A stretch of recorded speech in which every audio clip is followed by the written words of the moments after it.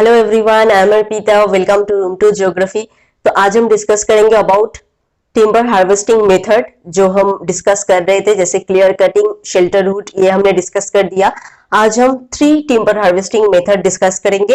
एक seed tree, दूसरा है ग्रुप सिलेक्शन मेथड और एक है सिंगल ट्री सिलेक्शन। तो देखते हैं ये 3 जो टिम्बर हार्वेस्टिंग मेथड है कैसे ये काम करते हैं। एट फर्स्ट है seed tree. Seed tree are trees left after reproduction cutting to provide seed for natural regeneration in the seed tree method. Seed tree में कौन कौन सा ट्री है जो रिप्रोडक्शन कटिंग के बाद जो रहता है, वही है सीड ट्री का जो ट्री। तो नेचुरली रीजनरेट करने के लिए, सीड प्रोवाइड करने के लिए कुछ ट्री हम रख देते हैं, उसको हम सीड ट्रीज कहते हैं। मतलब ये जो मेथड है इसको हम सीड ट्री मेथड कहते हैं। These trees serve as both the gene source for the new crop of regeneration and as a source of timber during future cutting. तो ये जो ट्रीज है जो हम नेचुरल रिजेनरेशन के लिए रखते हैं, मतलब जो ट्री हम रखेंगे यहाँ पे, उस ट्री से जो सब सीड निकलेगा उससे ही नए जो पेड़ पौधे हैं वो रिजेनरेट होगा, नए तरीके से उस जगह पे पेड़ पौधे ये सब होगा। तो ये जो मेथड है इसे हम सीड ट्री कहते हैं। तो ये सीड ट्री के लिए जो जो ट्री हम रखते हैं वहां पे वो क्या क्या काम करते हैं, एक तो ये रिजेनरेट करते हैं, नए नए पेड़ पौधे ये होने में हेल्प करते हैं, और एक है जो है source of timber during future cutting. मतलब फ्यूचर टाइम में हम ये ट्री कट करके ले लेंगे, जब रिजेनरेशन हो जाएगा, जब छोटा छोटा पेड़ पौधे ये सब उस जगह पे हो जाएगा, तब क्या होगा, तब ये जो मैच्योर ट्रीज बचा रहेगा इसको हम कट करके ले लेंगे। तो ये जो ट्रीज यहाँ पे हम रखते हैं, एक तो ये रिजेनरेशन के लिए हेल्प करते हैं एंड दूसरा है हम बाद में इसको कट करके यूज करते हैं। According to this method, foresters leave more than 5 trees on the cut area remotely from each other। तो इस मेथड में मेनली क्या होता है, एक एक जगह पे मेनली 5 ट्री एक साथ करके रखा जाता है सीड रिजेनरेशन के लिए। जो फ्रॉस्टर है, मतलब जो ये सब काम करते हैं, वो एक जगह से दूसरे जगह के बीच बीच में 5-5 करके ऐसे ट्री रखते हैं।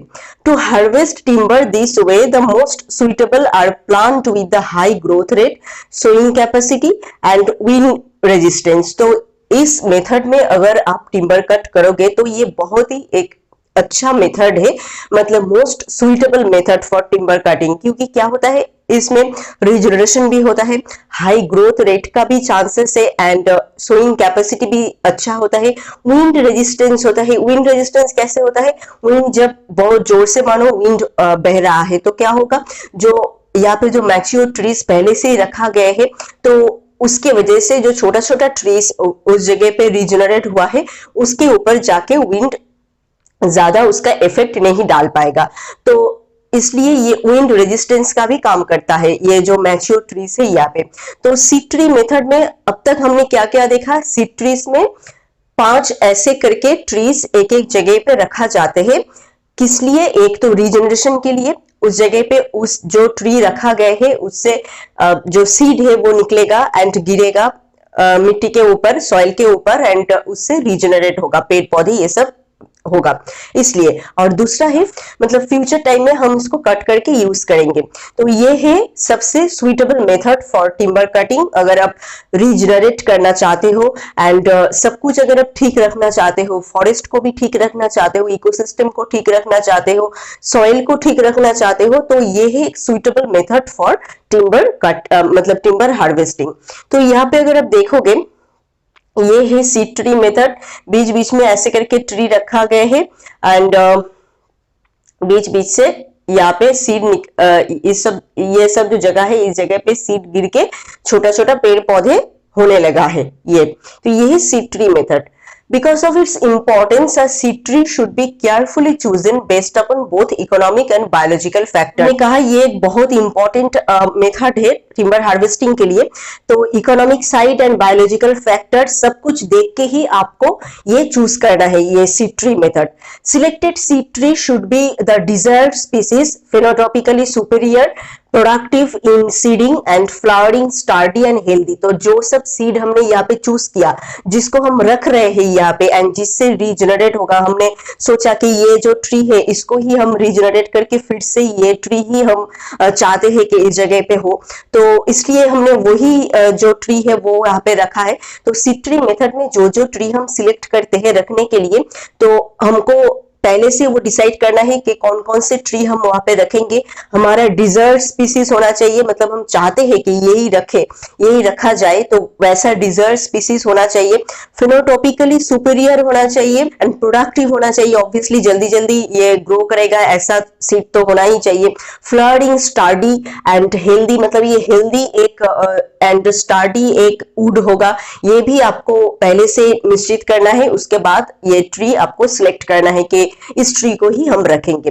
Many people consider the seed tree method more valuable than clear cutting because some mature tree are retained on the site for at least until regeneration becomes well established। तो बहुत सारे ऐसे पीपल जो है seed tree method को clear cutting जो method है उससे बहुत ज्यादा वैल्यूएबल बना है। तो शेल्टर वुड जो कटिंग है वो भी क्लियर कटिंग से वैल्यूएबल है। सीड ट्री जो मेथड है ये भी क्लियर कटिंग से वैल्यूएबल है। क्यों है? क्लियर कटिंग में क्या होता है, पूरा एरिया एक साथ हम कट करके खाली कर देते हैं, बट शेल्टर वुड और ये सीड ट्री मेथड इन सब में क्या होता है, कुछ ट्री हम रख देते हैं, बाद में उसको कट करेंगे एंड रीजनरेशन के लिए। रीजनरेशन बहुत इंपॉर्टेंट है। अगर आप सिर्फ क्लियर कटिंग मेथड यूज करोगे एंड पूरा फॉरेस्ट आप खाली कर दोगे ऐसे कुछ टाइम बाद करके जो पेड़ पौधे हैं वो कट करके, तो क्या होगा, फ्यूचर में तो कुछ भी बचा नहीं रहेगा। तो रीजनरेशन बहुत इंपॉर्टेंट है, इसलिए क्लियर कटिंग मेथड ज्यादा वैल्यूएबल नहीं है। ये सीड ट्री मेथड जो है, शेल्टर वुड मेथड जो है, ये सब ज्यादा वैल्यूएबल है। One disadvantage to seed tree harvest is that इसका डिसएडवांटेज भी है, मतलब सभी जो मेथड है सभी का एडवांटेज भी है डिसएडवांटेज भी है। ठीक है, तो seed tree harvest is that the remaining tree are at increased risk of damage from wind, lightning, insect attack and logging of nearby trees. तो डिसएडवांटेज से क्या हो सकता है, जो जो ट्री हमने रखा है यहाँ पे उसके वजह से लाइटनिंग कम हो सकते हैं, मतलब वो एक बड़ा बड़ा ट्री बीच बीच में अगर रहेगा तो छोटा जो अभी जनरेट हुआ है जो सब ट्री, तो उसमें लाइटनिंग का प्रॉब्लम होगा। इंसेक्ट का अटैक भी हो सकता है क्योंकि वो मैच्योर ट्री है, उसमें बहुत सारा इंसेक्ट वगैरह ये सब रहेगा पहले से ही, तो इंसेक्ट का अटैक तो वो छोटा छोटा जो ट्री अभी हो रहा है उसमें हो सकता है। वो जब मैच्योर ट्रीज हम जब कट करेंगे तो उसके साइड का जो सब छोटा छोटा ट्री होगा तो उस कटिंग के चक्कर में आके क्या होगा, वो सब ट्री डैमेज हो सकता है। तो ये सब डिसएडवांटेज भी है ये सीड ट्री मेथड में। तो सीड ट्री मेथड हमने मेनली क्या देखा, ये क्लियर कटिंग से ज्यादा इंपॉर्टेंट है, ज्यादा अच्छा है। एंड क्योंकि इसमें क्या होता है, बीच बीच में हम जब काटिंग करते हैं तो कुछ मैच्योर ट्री यहाँ पे बचा के रखते हैं जिससे बाद में रीजनरेट होता है एंड बाद में हम कट करते हैं, इसलिए ये क्लियर कटिंग से ज्यादा इंपॉर्टेंट है, ज्यादा वैल्यूएबल भी है। नेक्स्ट क्या है, ग्रुप सिलेक्शन मेथड। तो हमने अभी देखा सीड ट्री मेथड और एक ही group selection method. Group selection is essentially a small scale clear cut where groups of trees in a given area. ये है small scale clear cut method. तो क्लियर कटिंग मेथड में हमने क्या देखा, एक बहुत बड़ा एरिया एक साथ करके कट करके हम खाली करते हैं, बट ग्रुप सिलेक्शन मेथड में छोटा छोटा एरिया हम डिवाइड करते हैं एंड छोटा छोटा एरिया हम कट करते हैं ग्रुप में, कोई एक ग्रुप ऑफ ट्री हम एक साथ मिलके कट करते हैं। तो group selection is essentially a small scale clear cut where groups of trees in a given area are harvested over many years so that the entire stand has been cut within 40 to 50 years. तो group of trees यहाँ पे रखते हैं and group of trees cut करते हैं। कुछ trees हम group में यहाँ से कट करके ले लेते हैं, कुछ ट्रीज रख देते हैं, जैसे क्या होगा उससे 40 to 50 इयर्स के बाद भी हम उससे वुड वगैरह ले सके, इसलिए this method is used primarily on bottomland hardwood stand to harvest high quality top dollar log, तो high quality purpose ये group selection method use होता है. The size of the group card determine the tree species that are likely to return after the harvest. Group हम यहाँ पे decide करेंगे कि कितना हमको कट करना है, तो वो किसके ऊपर निर्भर करेगा कि हम बाद में कितना रिटर्न चाहते हैं इसके ऊपर. तो हम अगर बाद में ज्यादा रिटर्न चाहते हैं तो अभी ज्यादा कट कर लेंगे, ज्यादा एरिया हम खाली करेंगे एंड वहां पे रीजनरेशन होगा एंड बहुत सारे पेड़ पौधे उस जगह पे होगा. तो ऐसे ही हमारा जो नीड से उसके ऊपर बेस करके ही हम डिसाइड करेंगे कि कितना हम अभी काट करेंगे एंड कितना बाद में यूज करने के लिए रखेंगे. ठीक है. Opening that are less than 1/4 acre favour shade tolerant species and larger opening favour sun loving species. अगर हम ज्यादा एरिया हम खाली करेंगे तो उस जगह पे कैसा स्पीसीज हमको मतलब रिजनरेट करना चाहिए जो सन लविंग है, मतलब जो सूरज के सन के लाइटनिंग का ज्यादा जरूरत है, ऐसा स्पीसीज ऐसा ट्री हम उस जगह पे ज्यादा ग्रो करेंगे क्योंकि वो जगह बहुत एक बड़ा एरिया खाली है. तो जो सन का जो लाइट है वो ज्यादा करके उस जगह पे आएगा.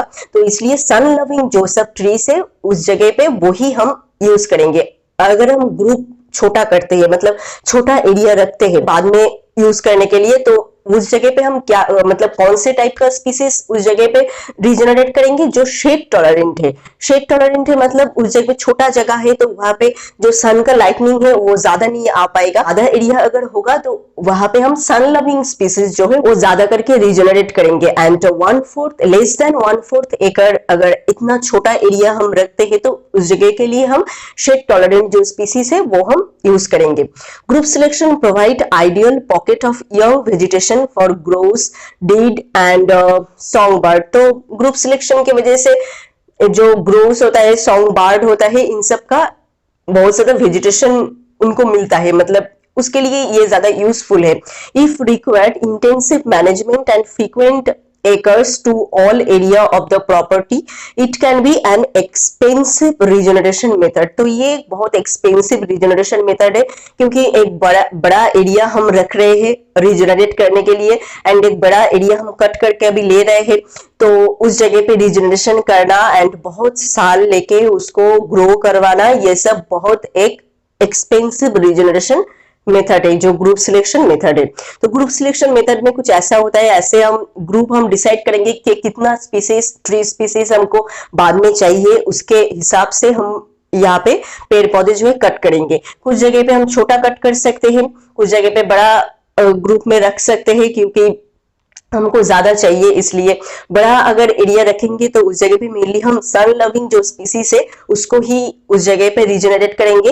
एंड छोटा एरिया अगर हम रखेंगे तो वहां पे हम मेनली क्या छोटा एरिया जो है यहाँ पे, तो वहां पे हम मेनली जो शेड टॉलरेंट जो स्पीसीज है वो सब यूज करेंगे क्योंकि छोटा एरिया है तो वहां पे सनलाइट कम होगा देन जो बड़ा एरिया है, लार्जर एरिया है उससे. तो इसलिए ऐसे हम इसको डिवाइड करेंगे. एक्चुअली हमारा नीड जैसा है उसके ऊपर बेस करके ही हम ये सिलेक्शन करेंगे ग्रुप सिलेक्शन. मतलब हमको बाद में क्या चाहिए, ज्यादा चाहिए कि कम चाहिए, शेड टॉलरेंट स्पीसीज चाहिए या सन लविंग स्पीसीज चाहिए, किस तरह का वुड हमें चाहिए, इसके ऊपर बेस करके ही हम ये करेंगे. ठीक है. तो आई थिंक आपको ग्रुप सिलेक्शन मेथड समझ में आ गया है. नेक्स्ट क्या है, सिंगल ट्री सिलेक्शन. तो सीड ट्री मेथड एक हमने डिस्कस किया, वहां पे क्या था 5 सीड एंड 5 ट्री हम एक जगह पे रखते थे जिसके थ्रू सीड निकल के हम रिजनरेट कर पाए. सिंगल ट्री सिलेक्शन में क्या होता है, the most intensive harvesting method है ये है most intensive harvesting method removes individual trees that are ready for harvest. तो हम यहाँ पे ट्री इंडिविजुअली सिलेक्ट करते हैं, मतलब एक एक करके, जैसे इसके नाम से ही आपको पता चल रहा है कि सिंगल ट्री सिलेक्शन. तो हार्वेस्टिंग के लिए हम एक एक करके ट्री चूज करते हैं कि मानो कोई एक जगह है, इस जगह पे कोई एक ही पेड़ है जो अभी रेडी टू कट है, मतलब कट करने के लिए रेडी है, तो उसको हम कट करेंगे, बाकी जो ट्री है उसमें हम हाथ नहीं देंगे.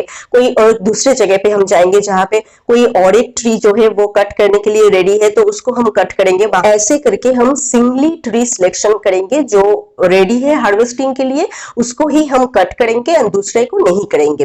तो with single tree selection the forest continuously produce timber and constantly has new seedling emerging to take the place of the harvested trees. तो सिंगल ट्री सिलेक्शन में क्या होता है, फॉरेस्ट के लिए ये बहुत हेल्पफुल है ये सिंगल ट्री सिलेक्शन, क्योंकि यहाँ पे हम एक एक करके पेड़ काट करते हैं तो ज्यादा एरिया उस जगह पे खाली नहीं होता है एंड रीजनरेशन तुरंत ही हो जाते हैं, क्योंकि चारों तरफ क्या होता है, बहुत सारे ट्री बचा रहता है तो रीजनरेशन तो हो ही जाता है। तो हार्वेस्टेड जो ट्री होता है, हार्वेस्टेड जो एरिया होता है बहुत जल्दी भर भी जाता है। तो इसलिए सिंगल ट्री सिलेक्शन बहुत ही एक अच्छा जो मेथड है for forest. Single tree selection maintain a late succession forest that benefit many wildlife species such as squirrel and turkey. तो ये बहुत सारे वाइल्ड लाइफ स्पीसीज के लिए भी ये बेनिफिट देता है, क्योंकि जगह खाली नहीं होता है तो वाइल्ड लाइफ स्पीसीज जो है उसको एक जगह से और एक जगह भाग के जाना भी नहीं पड़ता है। तो इसलिए ये बहुत इंपॉर्टेंट एक जो मेथड है। Single tree selection harvesting is based in small और कॉन्फाइंड एरिया। ये मेनली छोटा एरिया के लिए ही ज्यादा पॉसिबल है, क्योंकि बहुत बड़ा अगर फॉरेस्ट होगा तो ऐसे देख देख के कि एक एक ट्री देखना कि इसके अंदर कोई कौन सा ट्री है जो रेडी है कट करने के लिए, ये एक बहुत बड़ा टास्क है एंड ये नेक्स्ट टू इम्पॉसिबल है। तो इसलिए छोटा एरिया अगर होता है तो उस जगह पे हम single tree selection method use कर सकते हैं। क्यों, इसका रीजन क्या क्या है? This harvesting method require more roads. Obviously बहुत ज्यादा रोड की जरूरत है, चारों तरफ से हो सकते हैं कि हमको ट्री कट करना पड़ा तो रोड की यहाँ पे ज्यादा जरूरत है। Surrounding tree can be damage during harvest and frequent use of logging equipment in a given area में इम्पैक्ट द सॉइल। तो ये एक बहुत बड़ा रीजन है। जो सराउंडिंग जो ट्री होता है, हम यहाँ पे क्या करेंगे, एक ही ट्री चूज करेंगे जिसको हम कट करेंगे, रेडी है, एक और दो ऐसे मैक्सिमम हो सकता है। दूसरे और एक जगह पे जाएंगे, वहां पे देखेंगे कोई एक ट्री रेडी है कि नहीं, उसको हम कट करेंगे। तो क्या होगा, टाइम टू टाइम यहाँ पे बहुत ज्यादा हम जो लॉगिंग इक्विपमेंट है, कटिंग का जो इक्विपमेंट है वो सब हम ज्यादा करके यूज करेंगे। मतलब हम बार बार इस जगह पे आएंगे। Clear cutting, shelter route, seed tree, group selection, इसमें क्या होता है, इसमें हम बार बार नहीं आते। क्लियर कटिंग में तो एक ही बार में खाली कर देते हैं, बट बाकी सब में भी हम इतना जल्दी वापस नहीं आते हैं। रीजनरेट होगा, फिर उसमें ट्री आएगा, फिर हम कट करने के लिए आएंगे। बट सिंगल ट्री जो सिलेक्शन है, यहाँ पे हम एक रेडी है, कुछ दिन बाद और एक रेडी हो जाएगा, कुछ ही दिन बाद और एक रेडी हो जाएगा। तो हम बार बार उस जगह पे आएंगे एंड बार बार उस जगह पे जो लॉगिंग इक्विपमेंट है एंड जो वुड हम कट करेंगे वो नीचे गिरेगा, उसके वजह से वो एरिया पूरा डैमेज होना, और भी जो सब ट्री है वो भी डैमेज हो सकता है एंड सॉइल के ऊपर बहुत ज्यादा इंपैक्ट पड़ सकता है।